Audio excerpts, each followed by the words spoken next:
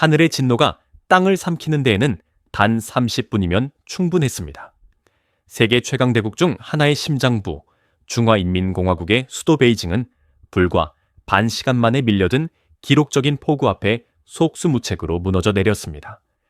현대적인 마천루와 유구한 역사의 상징물들이 공존하던 거대 도시는 순식간에 기능이 마비된 거대한 무릉덩이로 변했고, 끝없이 이어지던 아스팔트 도로는 포효하는 흙탕물의 강이 되었습니다. 이것은 단순한 기상이변이 아니었습니다. 수십 년 만에 찾아온 가장 극단적인 기후현상이자 화북지역 역사에 전례가 없던 거대한 재앙의 서막이었습니다. 전문가들은 북쪽에서 밀려온 차가운 공기 덩어리와 중국 동부로 진입한 태풍 트로필로마의 거대한 수증기 흐름이 충돌하며 만들어낸 비극이라고 분석했지만, 그 이면에는 인간의 오만과 시스템의 실패라는 더 깊고 어두운 진실이 숨어 있었습니다. 재앙의 상처는 베이징 전역에 깊게 새겨졌습니다. 특히 산악지형이 많은 미윈구, 화이러우구, 허이구, 창상우, 덩상구 등은 자연의 분노를 가장 직접적으로 감당해야 했습니다. 산사태가 마을을 덮치고 불어난 계곡물은 모든 것을 집어삼켰습니다. 재앙의 여파는 여기서 그치지 않고 마치 거대한 기름띠처럼 인접한 허베이성, 산시성, 그리고 텐진시로 빠르게 번져나가며 광활한 지역을 절망의 늪으로 밀어넣었습니다. 공식적으로 발표된 사망자 수는 최소 30명, 그중 28명이 미윈구의 참혹한 현장에서, 2명은 옌칭구에서 발견되었습니다. 그러나 이 숫자는 거대한 비극의 서막에 불과하다는 것을 모두가 알고 있었습니다. 통신이 두절되고 진흙더미에 파묻힌 채 고립된 수많은 마을의 소식이 전해지지 않고 있기에 실제 희생자 수는 이보다 훨씬 많을 것이라는 공포가 사회 전반에 만연하고 있습니다. 8만 명이 넘는 주민들은 평생을 살아온 집을 버리고 급히 몸을 피해야 했습니다. 특히 피해가 집중된 미윈구와 화이로우구에서만 각각 17,000명과 만여 명이 긴급 대피하며 생존을 위한 처절한 사투를 시작했습니다. 그들이 챙길 수 있었던 것은 입고 있던 옷 한 벌이 전부였습니다. 도시의 혈관과 신경망은 여지없이 끊어졌습니다. 30일 주요 도로가 완전히 파괴되거나 유실되었고, 베이징 북부를 잇는 S2 노선, 미윈 화이로우, 퉁미 노선 등 주요 철도 노선은 운행을 전면 중단했습니다. 농촌 지역의 길들은 대부분 물에 잠기거나 파손되어 차량의 접근 자체가 불가능한 고립된 섬으로 변했습니다. 136개의 마을은 칠흑 같은 어둠에 잠겼고 1825개의 이동통신 기지국이 침묵에 빠졌습니다. 특히 산사태가 덮친 상한 마을들은 전기와 통신이 완전히 두절된 채 외부 세계로부터 완벽하게 고립되었습니다. 며칠간 치솟아진 비에 도시의 배수 시스템은 진작에 그 기능을 상실했고, 속수무책으로 불어나는 물을 바라보는 것 외에는 할 수 있는 일이 없었습니다. 생존자들의 눈앞에 펼쳐진 광경은 지옥 그 자체였습니다. 불과 몇 시간 전까지 웃음소리가 가득했던 마을은 순식간에 허리까지 차오르는 진흙과 물의 소용돌이에 휩쓸렸습니다. 1층은 몇 시간 만에 완전히 물에 잠겼고, 간신히 지붕 위로 피신한 이들은 망망대해처럼 변해버린 고향을 만견자실하게 바라보았습니다. 기적적으로 물이 빠진 후 현장에는 1미터가 넘는 두꺼운 진흙층만이 남아 삶의 모든 흔적을 지워버렸습니다. 집을 잃고 직장을 잃고 사랑하는 가족을 잃은 사람들의 절규가 잿빛 하늘 아래 공허하게 울려 퍼졌습니다. 설상가상으로 베이징 시민들의 생명줄과도 같았던 미윈 저수지는 이제 시민들의 목숨을 위협하는 거대한 불안의 상징이 되었습니다. 저수지의 수위는 이미 위험 수위를 한참 넘어섰고 초당 120 입방미터라는 엄청난 양의 물을 하류로 쏟아내고 있습니다. 이 결정은 하류에 거주하는 수만 명의 생명을 담보로 한 위험한 도박이었으며 댐 붕괴라는 최악의 시나리오에 대한 공포를 증폭시키고 있습니다. 멈추지 않는 비로 인해 땅은 이미 물을 머금을 대로 머금은 상태입니다. 토양은 포화 상태에 이르렀고, 이는 광범위한 추가 산사태의 가능성을 예고하고 있습니다. 정부는 산악 지역에 최고 등급의 위험 경보를 발령하고 주민들을 필사적으로 대피시키고 있지만 이미 시작된 자연의 분노 앞에서 인간의 노력은 너무나도 미약해 보였습니다. 그러나 전문가들은 이 전례 없는 재앙이 단순히 하늘의 변덕 때문만은 아니라고 한 목소리로 지적합니다. 이것은 피할 수 없는 천재, 타엔티엔사이, 인동시에 인간의 탐욕과 무지가 초래한 명백한 인재 렌사이였습니다.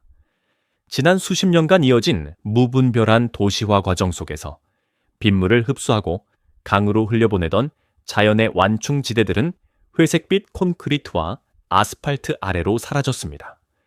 단기적인 경제 성장에 눈이 멀어 자연의 순리를 거스른 채 닥치는 대로 건물을 올리고 길을 냈습니다. 체계적인 계획 없이 우후죽순으로 건설된 댐들은 강의 흐름을 왜곡시켰고 오랫동안 방치된 하천들은 제대로 된 정비 한 번 받지 못한 채 그 기능을 상실했습니다. 결국 기후위기라는 거대한 파도와 인간의 구조적 결함이 만나 최악의 비극을 만들어낸 것입니다. 재앙이 닥치자 중국 정부는 신속하게 움직이는 듯 보였습니다. 자연재해에 대한 최고 등급인 1급 비상사태가 즉각 선포되었고 베이징 전역의 모든 학교와 기업, 관광 명소는 문을 닫았습니다.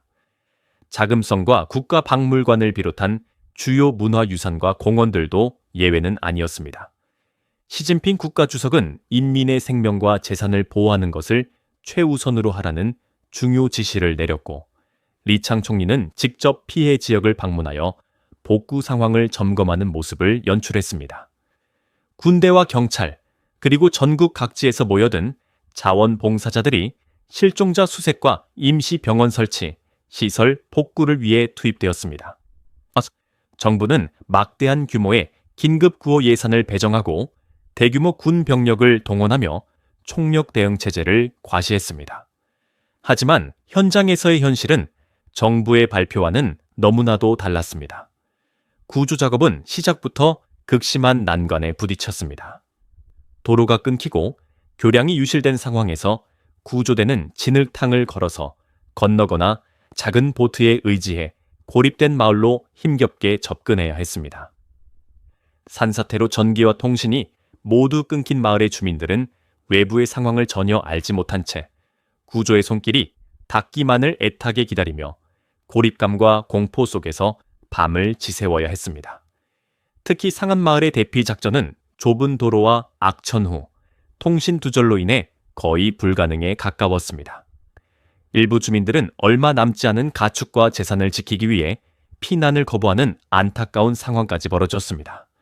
국제사회는 베이징의 비극에 깊은 우려를 표했습니다. 미국, 유럽연합, 일본, 대한민국 등 여러 국가가 공식적으로 애도 성명을 발표하고 필요하다면 인도적 지원을 제공할 용의가 있음을 밝혔습니다. 유엔 재난위기대응기구는 상황을 실시간으로 모니터링하기 시작했고 국제적 십자사와 세계보건기구 WHO 역시 협력 준비에 착수했습니다. 그러나 중국 정부는 외부 세계의 도움을 정중히 사양하며 자국의 역량만으로 위기를 극복하겠다는 입장을 고수했습니다. 이러한 태도는 국가적 자존심을 지키려는 의도로 비쳤지만 일각에서는 국제사회의 감시로부터 자유롭고 싶어하는 정보 통제의 연장선이라는 비판이 제기되었습니다. 정부의 이러한 태도는 대중의 분노에 기름을 부었습니다.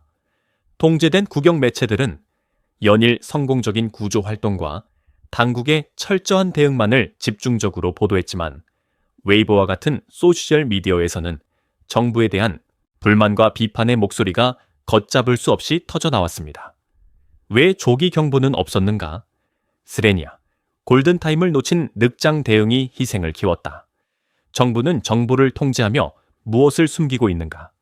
와 같은 날 선 질문들이 쏟아졌습니다.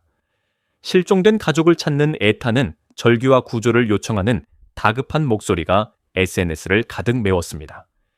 정부의 대응을 기다리다 지친 시민들은 자발적으로 수색 및 구조 네트워크를 형성하여 서로를 돕기 시작했습니다.